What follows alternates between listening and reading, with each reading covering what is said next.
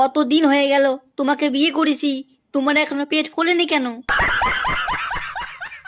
High, আমার পেট তো balloon, পাম দিলেই ফুলে উঠবে।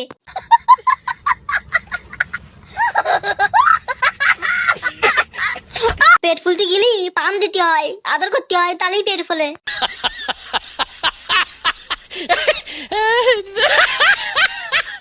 এই তো শোনা, তোমাকে তো আদর করি, তারপরেও কেন তোমার পেট ফোলে না?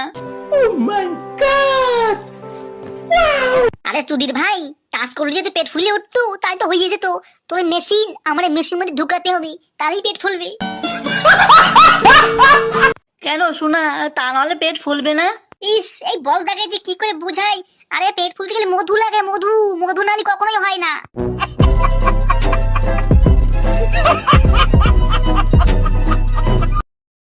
শোনা, তাহলে আমি বাজার থেকে পুরো খাঁটি মধু নিয়ে আসবো, ঠিক আছে?